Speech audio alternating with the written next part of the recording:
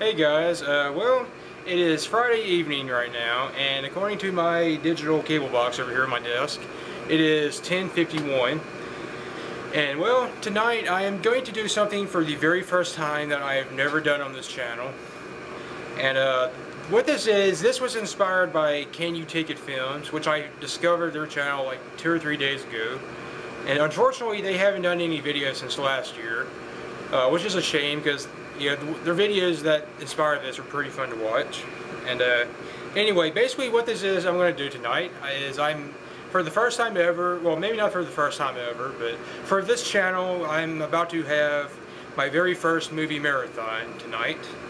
Now to be honest with you, tonight I'm starting off kind of easy. And by that I mean, well, this movie franchise is actually only 2 movies, so it's not going to be a very long marathon. And the movie franchise I'm marathoning tonight is the Mannequin movies. Mannequin and Mannequin on the Move, or Mannequin 2 on the Move. Though officially it is Mannequin on the Move, so I hear. I've already got Mannequin in my Xbox 360 over here on my desk. I've got it paused at the very beginning right now. So yeah, I haven't seen either of these 2 movies in years, so this might be a fun experience. The first one's 88 minutes, or an hour and 28 minutes. The second one is an hour and 35 minutes. So, we're talking like approximately 3 hours. So, it's almost 11 right now. So maybe like 2. Unless I fall asleep, this should be over with by 2 a.m. rather. And the way this is probably going to work is, like I said, I'm going to kind of model this after Can You Take It Films marathon, or at least I'm going to try it out. And the way they did it, after each movie they watched, they would do a quick review of the movie, kind of talk about the movie, what they liked about it, if there was anything they liked or hated or whatever. Just talked about random stuff, how they felt and whatnot. So we'll see how this goes. So I guess I'll go ahead and get the movie started officially, and I'll see you guys in about an hour and a half. Hey guys, well, it's a little after 12:30 right now. Actually, it's about 12:45, but I've just finished watching Mannequin about 10 minutes ago. And well, it was just as fun to watch now as I remember it back when I was a teenager. Yeah, it's the first time I've seen Mannequin since I had it on VHS, and I still had my VCR plugged in, which was quite a few years ago. So yeah, I don't remember if I mentioned this, but the first one, stars Andrew McCarthy and Kim Cattrall. So yeah, it came out in 1987. Both of these are romantic comedies, if you're not familiar with them. Basically, Mannequin, what it's about is Andrew McCarthy plays a character named Jonathan, who is kind of like this struggling artist, and he's kind of like one of those lovable loser kind of characters in a sense. At least he's kind of portrayed like that at the beginning of the movie. Basically, he loses his job building mannequins. And basically every job he gets after that, he gets fired from pretty fast. And eventually he ends up saving this woman who turns out to be like the owner of this major department store, who pretty much tells her, I think it's her nephew, to hire him on the spot. And her nephew's like one of those typical villains, these kind of movies, that the greedy, self-serving kind of character that's working for the opposing team, so to speak. But anyway, it just so happens that Andrew McCarthy, he happens to see the last mannequin he built in the store window, and he's pretty drawn to it. And it turns out that it's Kim Cattrall's character, Emma, or Emmy, as she's referred to as Emmy, it is.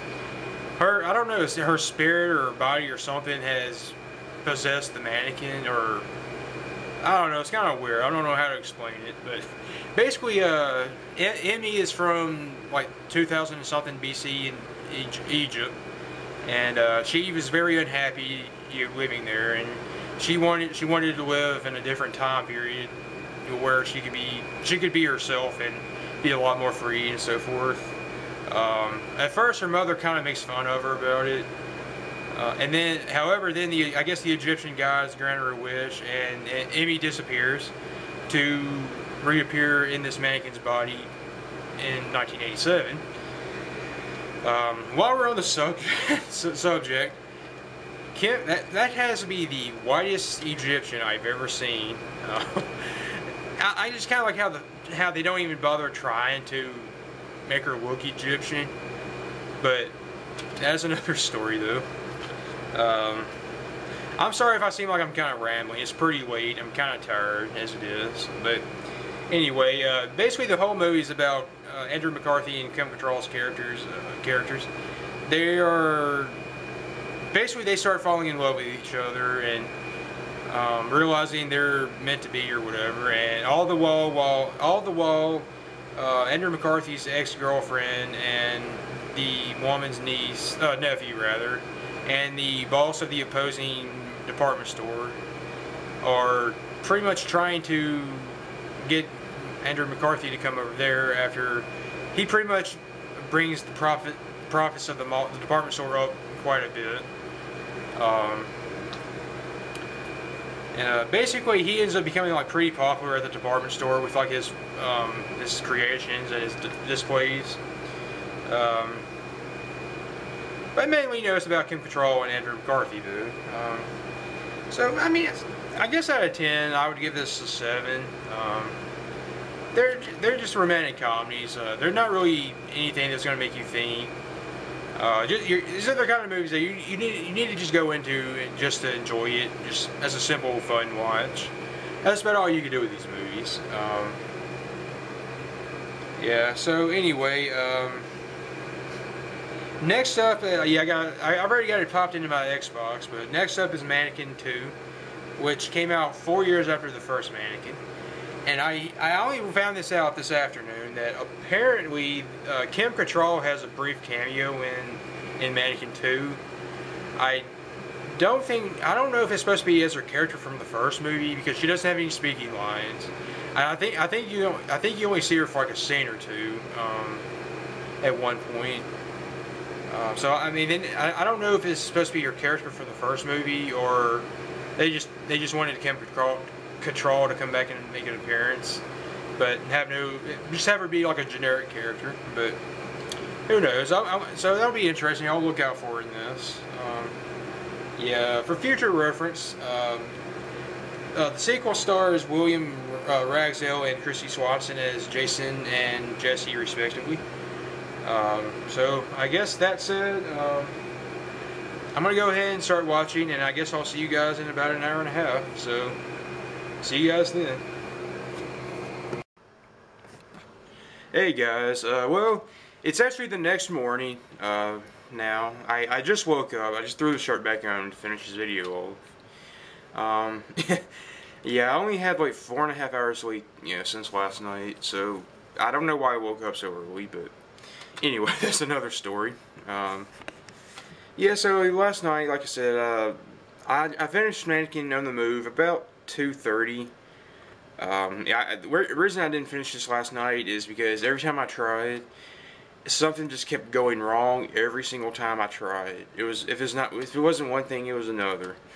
And eventually, I had enough. I was tired and I was ready to go to bed, so I just said forget it. I was doing it this morning. So anyway, Mannequin on the Move. It's the first time I've seen it since I was a kid. I actually saw this before I saw the first one. Mannequin on the Move, and it was a pretty fun watch. I think I liked the first one a lot better, but both of them were pretty fun to watch though.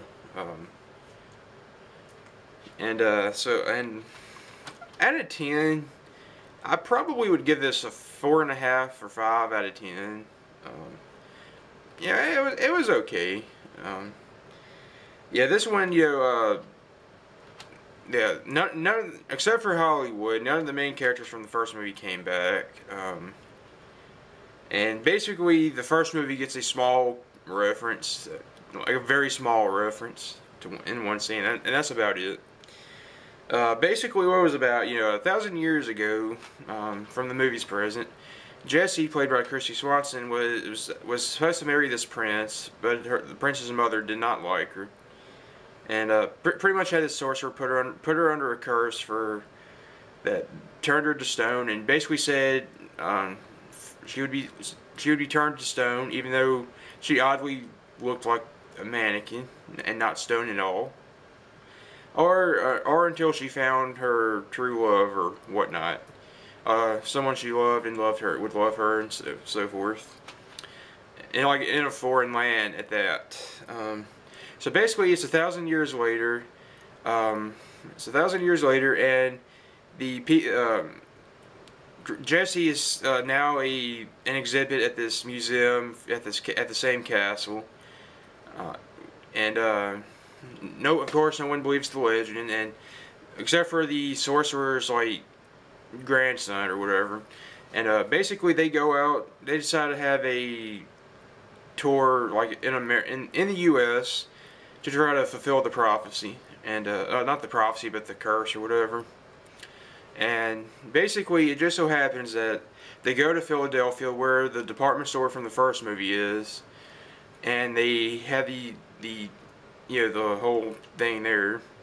And it just so happens that William Ragsdale, who plays Jason, yeah, he gets a job at the same mall, or the department store, I should say.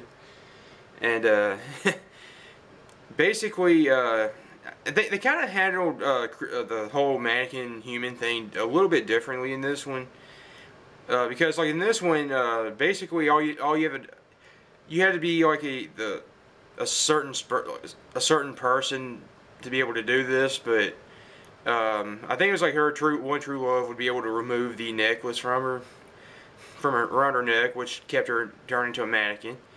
And once it's removed, it would actually, I don't even think that was necessary, come to think of it. I don't know. Because I seem to remember other characters doing it as well. But basically, the necklace around her neck kept her turned into a mannequin, and once it was removed, she would be turned into a human. Whereas, in the first one was kind of like she just turned into a human whenever when she and Kim Cattrall and Andrew McCarthy were around. And Cat's over there staring at me. So anyway, yeah, it was okay. Hollywood was in both movies. He was pretty fun to watch. I did see Kim Cattrall's cameo. It was very, very brief, and to the point that, I mean, if you weren't specifically looking for her, it would be pretty easy to miss. Kind of like Colossus in the first X-Men movie. I think she's almost halfway off the screen, so you kind of have to be looking for her. I don't know if she was supposed to be. I don't know if it was intended to be her character from the first movie, or she was just some generic character. Considering that Andrew McCarthy became like a vice president at the end of the first movie and they got married, I mean, I guess you could maybe make the argument that somehow maybe it's her, but I mean, I don't know. Maybe she wasn't supposed to be. I don't know, but yeah. I mean, I do like the first one a lot better, but I will give Mannequin on the Move one credit over the first movie. William Ragsdale and Christy Swanson, I do think they had I do think they had a bit better chemistry with each other as a couple than Andrew McCarthy and Kim Cattrall did in the first movie. That's my opinion, but that's just I was just thinking about that last night. But I kind of think they had better chemistry, but that's just me. So anyway, that pretty much is my first movie marathon for my YouTube channel. I don't know how many people will actually watch this, but thank you for watching. I hope you enjoyed it. Maybe I might do this again sometime in the near future. I don't know. I do have some big thing coming up in the near future, though, that I may do a video kind of where I'll bring that up in it, talking about the future of my channel and whatnot. But anyway, that's another story. Yep, Mannequin on the Move, fun watches. Just simple romantic comedies that all you need to do is just watch them. Yeah, just have fun with them. That's all you can do. So, thanks for watching, and I will see you guys next time.